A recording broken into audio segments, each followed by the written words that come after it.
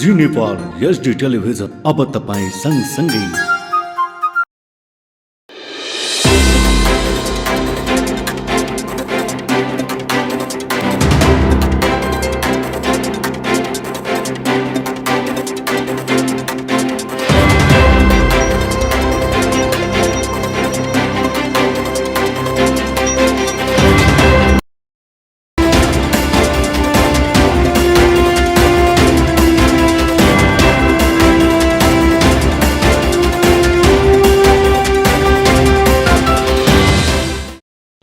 बाँकेको पूर्वी क्षेत्रमा अवस्थित छ राप्ती सोनारी गाउँपालिका। यो गाउँपालिका जनसङ्ख्याको हिसाबले नेपालकै सबैभन्दा ठूलो गाउँपालिका हो। यस गाउँपालिकाको कुल क्षेत्रफल 1041.73 वर्ग किलोमिटर रहेको छ। यो गाउँपालिकाको अधिकांश क्षेत्र बाँके जिल्लाको उत्तर भावर क्षेत्रलाई समेट्छ। पूर्वमा दाङ जिल्ला, पश्चिममा कोहलपुर नगरपालिका र डुडुवा गाउँपालिका, उत्तरमा दाङ र सल्यान जिल्ला र दक्षिणमा नरिनापुर गाउँपालिका र भारतीय सिमानाको चौघेरामा यो गाउँपालिका रहेको छ। साबिकका 6वटा गाविसहरू खासकुसमा कचनापुर, बैजापुर, बिनौना, फत्तेपुर र महादेवपुरी मिलेर निर्माण भएको यो गाउँपालिकामा 9वटा वडा छन्। यस गाउँपालिकाको कुल जनसङ्ख्या 59,946 छ। यस गाउँपालिकाको केन्द्र वडा नम्बर 2 मा पर्ने अगैयामा छ। यस गाउँपालिकाको पूर्व पश्चिम लम्बाइ करिब 53.5 किलोमिटर रहेको छ भने उत्तर दक्षिण चौडाइ करिब 4 किलोमिटर रहेको अनुमान छ। यस गाउँपालिकाको चिनारीका रूपमा ऐतिहासिक एवं पौराणिक महत्त्वको भुवर भवानी मन्दिर, सिक्टा सिँचाइ आयोजनाको मूल ब्यारेज, राप्ती नदी क्षेत्र रहेका छन् भने थारू बाहुल्य यस क्षेत्रको संस्कृति पनि चिनारीको रूपमा रहेको छ।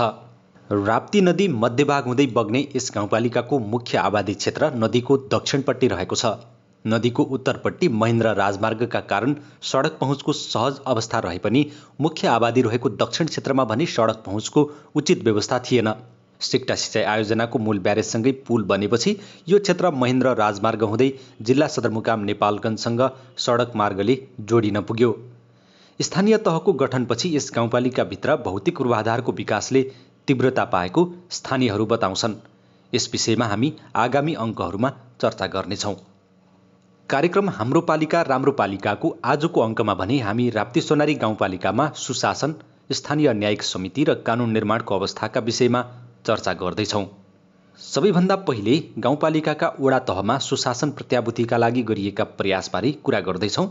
यसका लागि हामीसँग हुनुहुन्छ क्रमशः राप्ती सोनारी गाउँपालिका वडा नम्बर 4 का अध्यक्ष कान्छा थारू र वडा नम्बर 5 का अध्यक्ष झगरु थारू।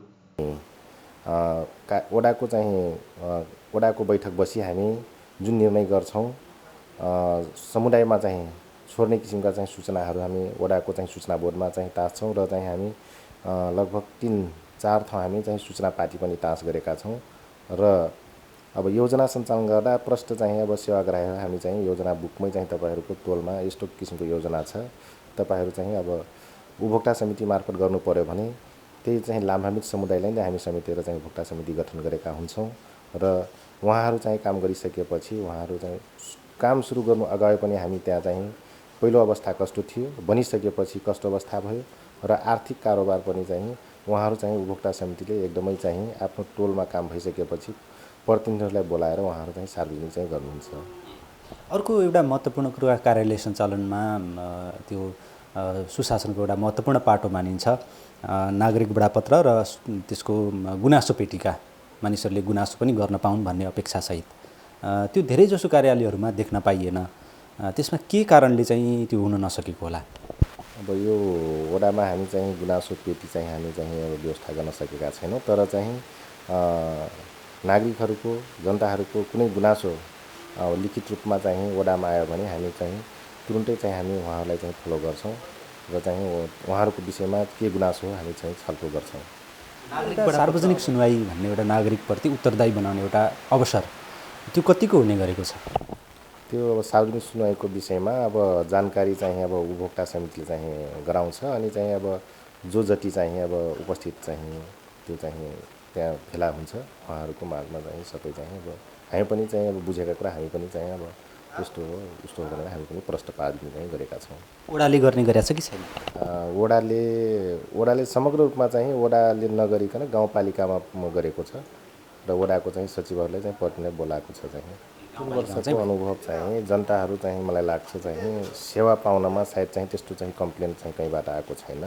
मैले चाहिँ अब वडामा कुनै दिन चाहिँ टाइम दिन चाहिँ नसकेको अवस्था मैले चाहिँ अब म साँझ भए पनि म तपाईँहरूको चाहिँ दिनभरि भएको कागजमा मैले चाहिँ जसो पनि सिग्नेचर गरिदिन्छु हेरेर चाहिँ नियमसम्म मिल्ने कागजमा भनेर उहाँलाई चाहिँ मैले चाहिँ अब पाइपर्ने ठाउँमा चाहिँ यहाँ राखिदिनुला भनेर मैले चाहिँ उहाँलाई सेवा दिइरहेको छु। अहिले भन्नुहुन्छ भने पहिला सञ्चारको व्यवस्था थिएन हैन र गाउँ टोलमा कुना काप्चीमा त्यस्तो काम गरेर थाहा नपाउने स्थिति थियो। अहिले के छ भने हामीसँग तपाईँको मैले अघि नै सरहरूसँग छलफल गर्ने बेला अहिले मिडिया हामीसँग हरहमेशा मिडिया हुन्छ। हाम्रो हरेक कार्यक्रम हामीले जुन एउटा नेपाल सरकारले मापदण्ड बनाएको नीति हैन जुन छ कार्यविधिहरू त्यो माटेटमा रहेर हामीले कार्यक्रमहरू गर्छौँ। कुनै कार्यक्रम हामीले चाहिँ त्यसरी लुकाएर गर्ने स्थिति पनि छैन र गर्न पनि हुँदैन। र हामीले प्रत्येक जनसमुदायलाई के जानकारी गराउँछौँ भने काम गर्दाखेरि जस्तै उपभोक्ता समितिकै कुरा लिनुहुन्छ भने उपभोक्ता समिति एउटा हाम्रो जुन स्थानीय सरकारको अथवा यो संहिताको मर्म र भावना छ कि प्रत्यक्ष रूपमा अहिले तपाईँको साधन स्रोत भन्ने हो भनेपछि जस्तै हामीले एकछिनको लागि मानिलिउँ 100 मिटर हामीले ग्राबिलको पैसा छुट्यायौँ। त्यसमा के हुन्छ भने स्रोत साधन प्रशस्त मात्रामा छ। मान्छेहरूले के भन्छ भने टिप्पर लगाएर अथवा जिसिबी लगाएर ग्राबिल ल्याउँ छिटोभन्दा छिटो हाम्रो बाटो निर्माण हुन्छ। तर त्यो राम्रो कुरा होइन जस्तो मलाई लाग्छ। प्रक्रिया पनि हो र जस्तै जनसमुदायले प्रत्यक्ष रूपमा यदि आफै आफ्नो सहभागी भएर आफ्नो जुन मेहनत हुन्छ पसिना हुन्छ त्यसले उसमा उसले सङ्घर्ष गरेर यदि बाटो निर्माण गर्यो भने त्यसमा उसको आफ्नत्व हुन्छ। र राज्यले बजेट छुट्यायो उसले चाहिँ तपाईँको बनाएर सर आयो टिप्पर आयो माटो खसाल्यो गिट्टी खसाल्यो ग्रेडर लोला लाग्यो बनाएर सर गइदियो उसमा प्रत्यक्ष रूपमा जनसमुदायको अपनत्व हुँदैन कि त्यो बिग्रोस् कि भटकोस् धेरै चाहिँ त्यसमा चाहिँ उनीहरूले ध्यान दिँदैनन्। तर त्यस कारण चाहिँ अहिले जुन यो संहिता आइसके पश्चात हामीले सोचेका कुराहरू हैन र हाम्रा जनसमुदायहरूलाई हामीले चेतनादेखि लिएर हैन एउटा सुशासनमा सचेत गराउनेदेखि लिएर हामीले हरेक क्षेत्रमा बजेट मतलब छुट्याएका हुन्छौँ र तालिम पनि हामी दिन्छौँ हैन। जस्तै यो उपभोक्ता समितिको क्षमता अभिवृद्धिको लागि सुरुवातमा पहिला त यस्तो यस्तो कार्यक्रम पनि हुँदैन थियो, हामीले पनि थाहा पाउँदैन थियौँ र पछि हाम्रो यो गाउँपालिका निर्माण भइसकेपछि हामीले चाहिँ तपाईँको यहाँ छलफल गर्ने क्रममा उपभोक्ता साथीहरूलाई जुन निर्माण समितिको उपभोक्ता समिति हुन्छ नि उनीहरूलाई क्षमता अभिवृद्धिको तालिम दिनुपर्छ भन्ने कुरा सबै कुराहरू आइसकेपछि हामीले तपाईँको गाउँपालिकाबाट बाहिरबाट प्राविधिकहरू उहाँहरूलाई ल्याएर जस्तै गत सुरु साल धेरै बजेट थियो र हामीले धेरै उपभोक्ताहरू निर्माण गरेका थियौँ। पुरै उपभोक्ताको अध्यक्ष कोषाध्यक्ष सचिवदेखि लिएर सबैलाई हामीले क्षमता अभिवृद्धिको तालिम पनि दियौँ।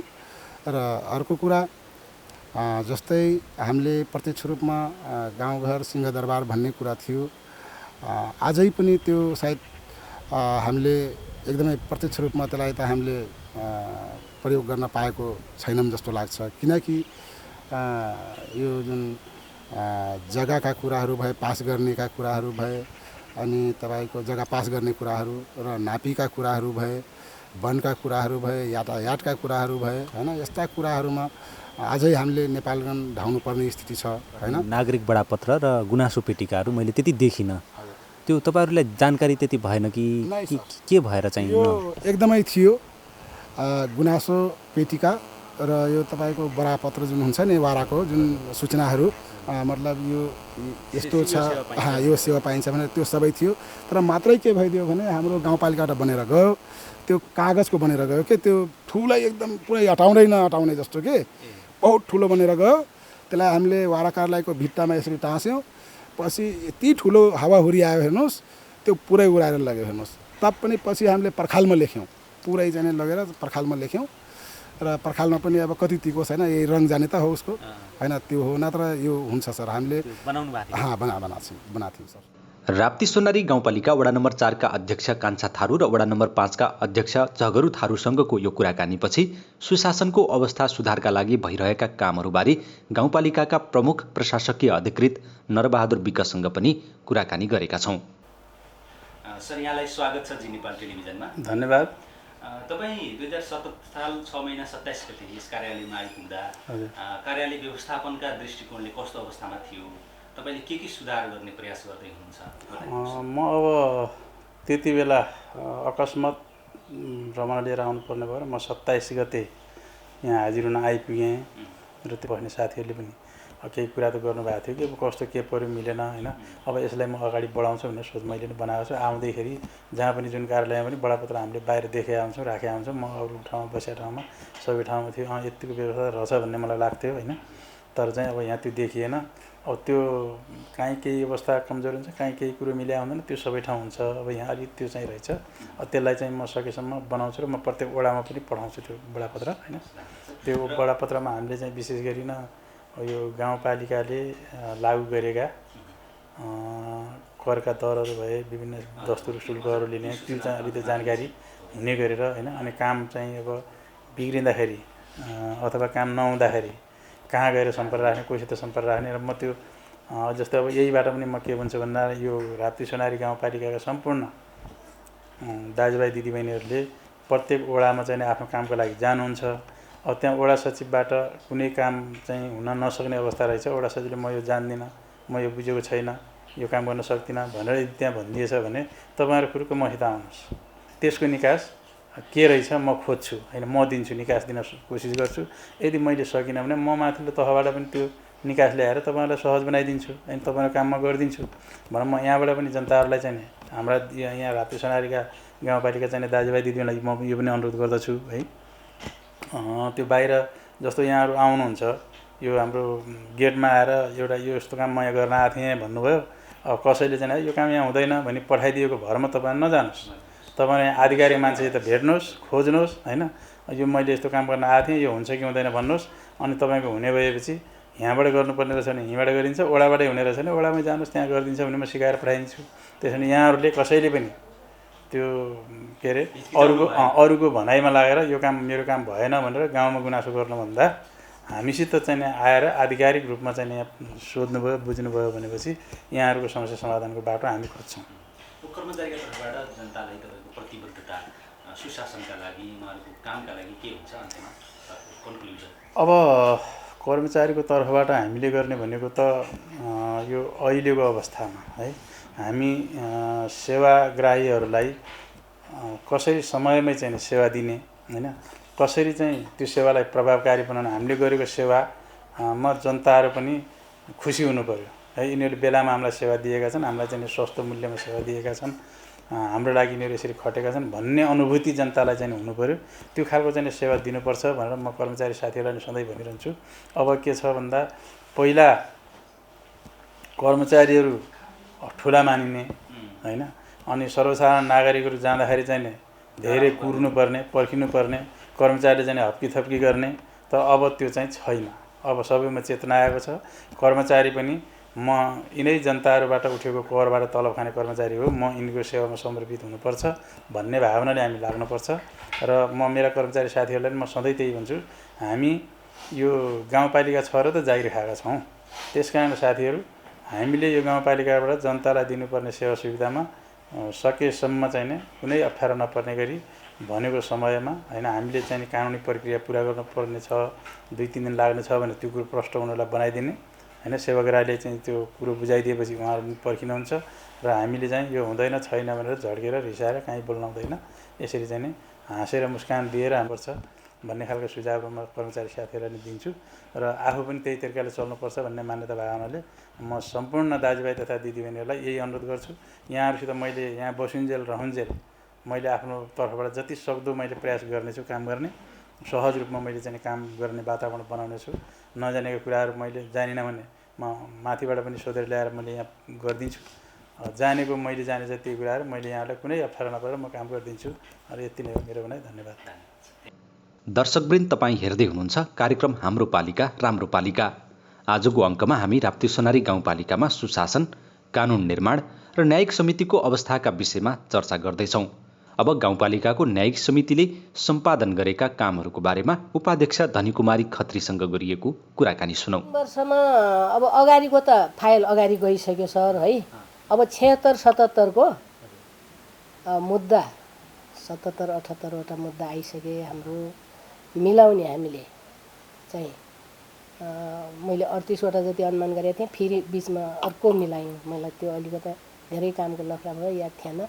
अनि 39वटा मुद्दा मिलाएका 7वटा सिफारिसमा गएका 13वटा अध्ययनमा छन्। यो हजुर 13वटा अध्ययनमा छन्। ठुलो सङ्ख्यामा मुद्दाहरू आउने रहेछन् जो यहीँबाट सुल्टिएर जाने हजुर जाने। अझ हामी त कोही मुद्दा पनि नजाओस् भन्नेमा छौँ, किनभने उहाँ गएपछि गरिब जनताको पैसा खर्च हुन्छ।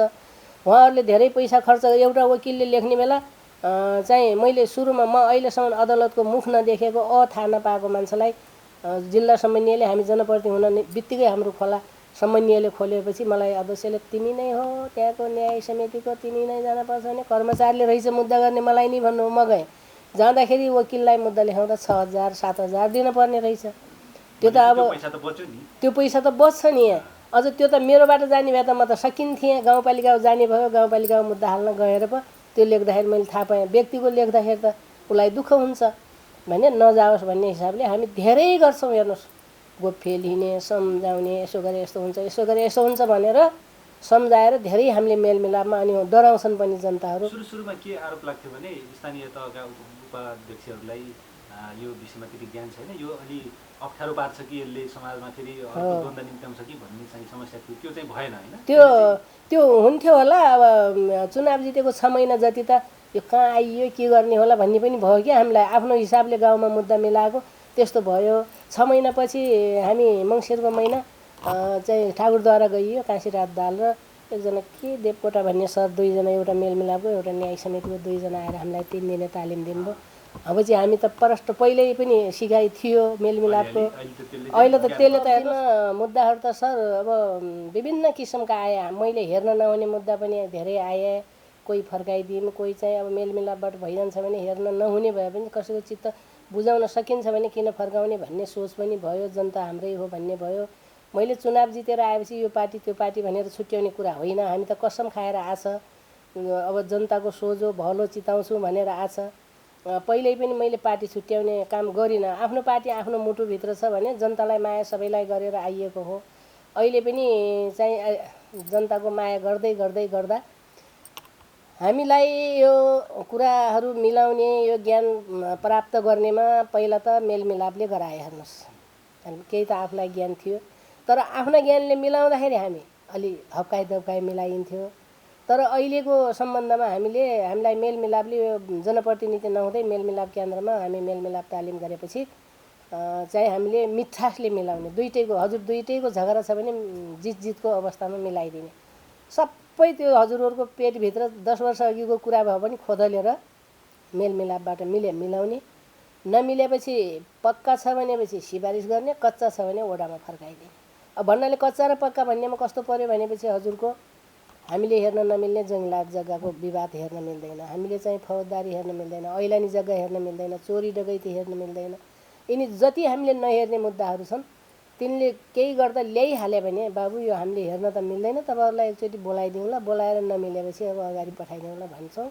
अब ऐलानी काचो कामको त्यस्तो गरिन्छ भने पाको कामको आलीसाँधीका सम्बन्ध विच्छेदका यस्ता मुद्दाहरू आयो भने त्यसलाई पनि पहिला त कसैको भलो होस् भनेर सम्बन्ध विच्छेदलाई पनि हामी धेरै 2-3 चोटि प्रयास गर्छौँ।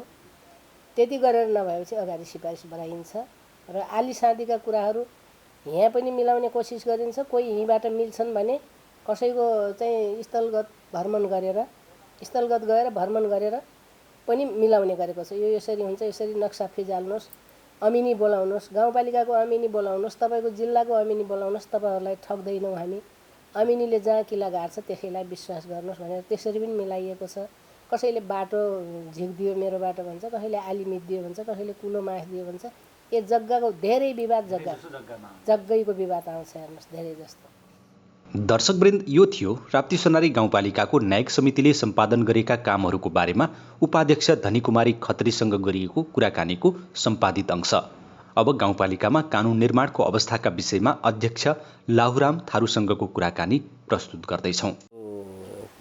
कानुनी अथवा चाहिँ कार्यविधिका कुराहरू कानुन निर्माण गर्ने क्रममा हरेक चिज सहज हुनका निमित्त कानुनी प्रक्रिया अति नै आवश्यक भएको कारणले र अर्को कुरा यो प्रदेश केन्द्रले चाहिँ ढिलो गरे पनि हामीले एउटा चाहिँ नेपाल सरकारले यो संविधान जुन जारी गरेको छ त्यसमा टेकेर पनि हामीले चाहिँ कानुन निर्माण हामीले आफैमा पनि सुरु गर्यौं र त्यसपछि अलिकति सहज के भयो भने यो निर्वाचन भइसकेपछि र चाहिँ सङ्घ प्रदेशको संरचना बनिसकेपछि फेरि पनि यो विभिन्न किसिमको जस्तै अब तपाईको प्रदेशले अनि सङ्घले जुन चाहिँ एउटा नमुनाको रूपमा जुन कार्यविधिहरू पठाए पछि चाहिँ हामीले त्यसैमा टेकेर पनि हामीले चाहिँ कानुन निर्माण गर्यौं र निर्माण गर्ने क्रममा सुरुको वर्ष हामीले चाहिँ 18 वटा गर्यौं र त्यसपछि चाहिँ सबै अहिलेसम्मको हामीले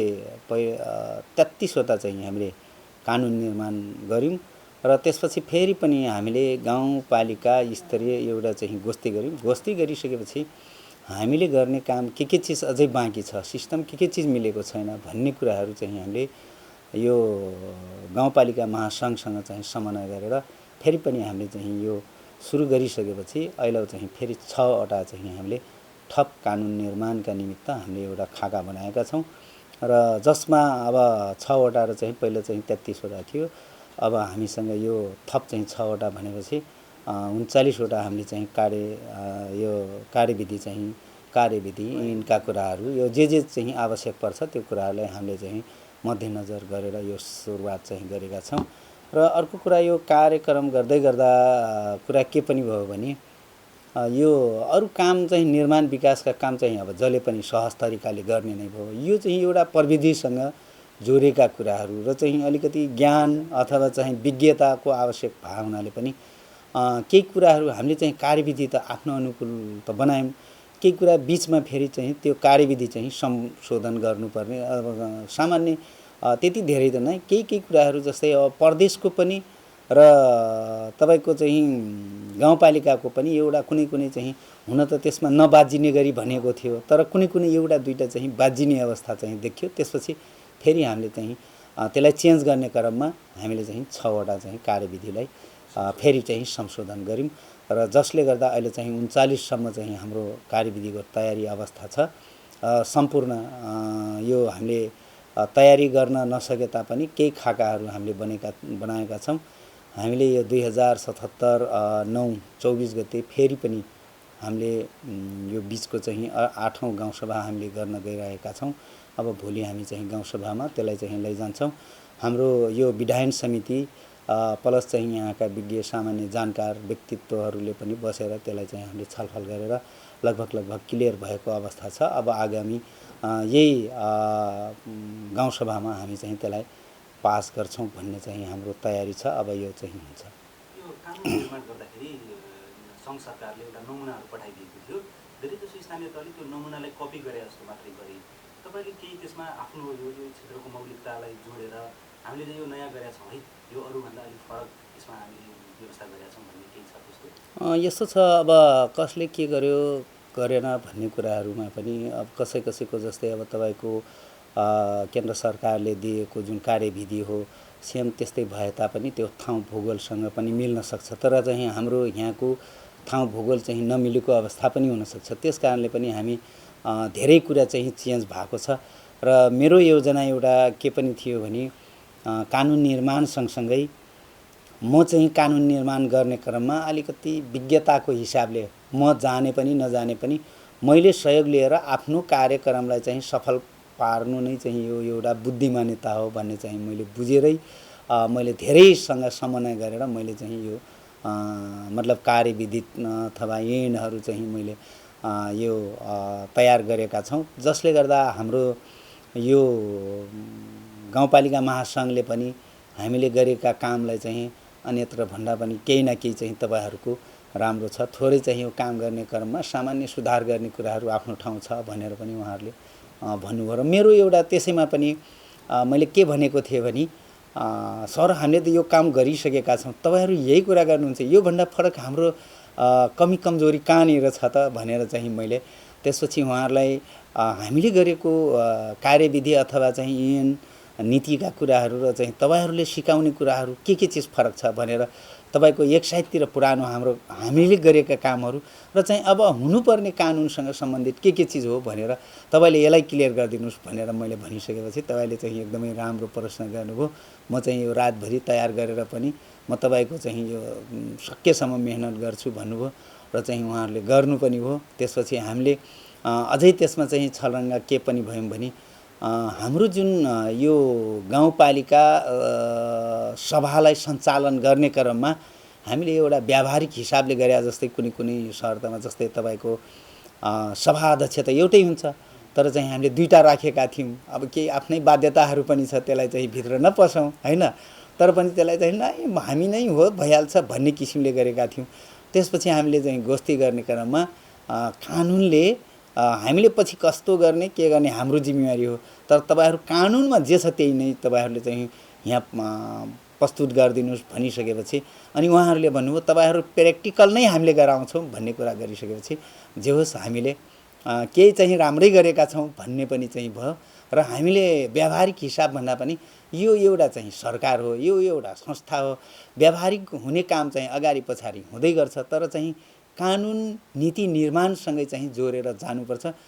किनभने भोलिको दिनमा चाहिँ हामीले नै त्यसलाई चाहिँ व्यावहारिक भन्दै गयौँ भने आफूले सिक्ने कुराहरू जान्ने कुराहरू पनि त्यसलाई चाहिँ नियमलाई चाहिँ मिचेर त्यस्तो गर्नु हुन्न बुझाइ भएको छ। त्यसले गर्दा यो जुन हामीले प्रक्रिया जुन सुरुवात गऱ्यौँ मलाई लाग्छ यो एकदमै चाहिँ राम्रो हो। यसलाई चाहिँ निर्माण गर्ने क्रममा केही समस्याहरू भयो, तर एउटा कुरा के पनि हो भने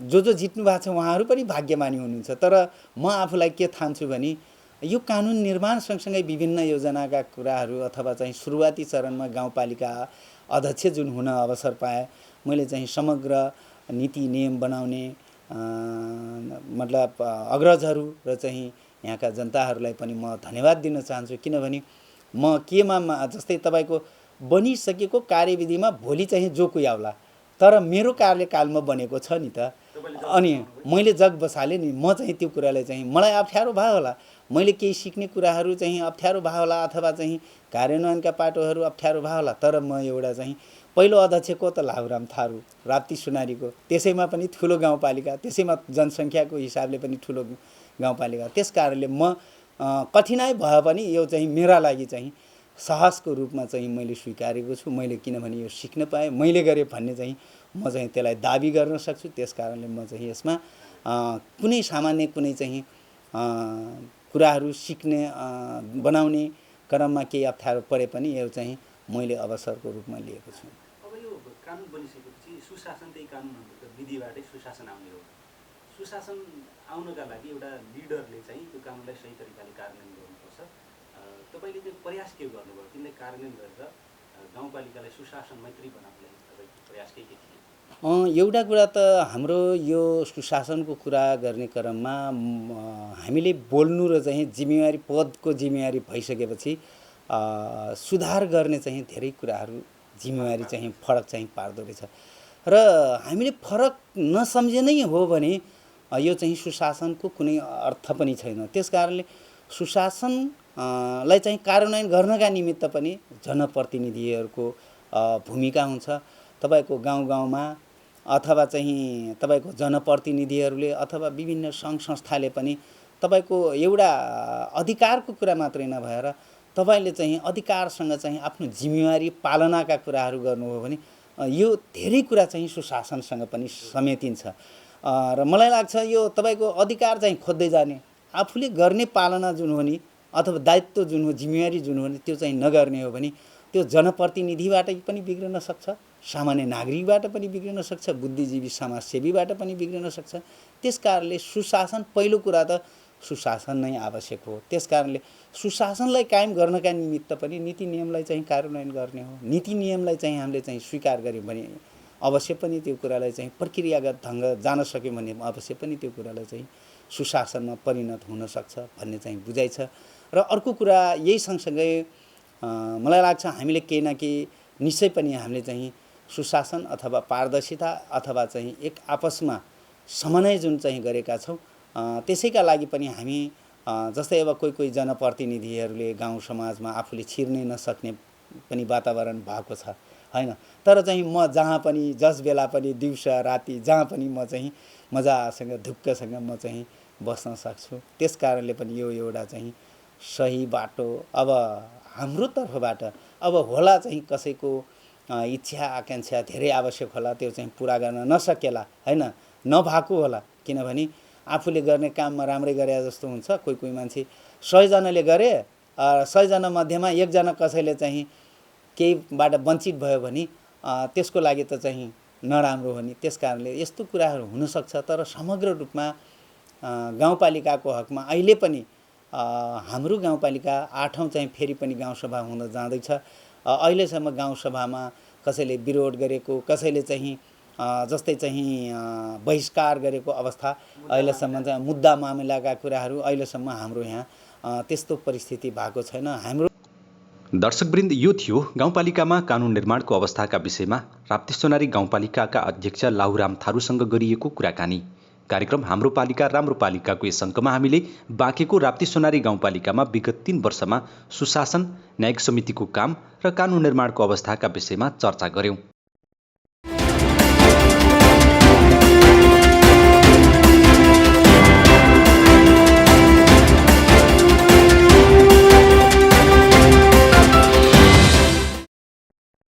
आजलाई कार्यक्रम हाम्रो पालिका राम्रो पालिका यति नै। अर्को अङ्कमा राप्तीचोनारी गाउँपालिकामा विगत 3 वर्षमा भएका भौतिक विकास निर्माणका कामहरूको बारेमा चर्चा गर्नेछौँ। हेर्दै गर्नुहोला जी नेपाल एचडी टेलिभिजन। नमस्कार।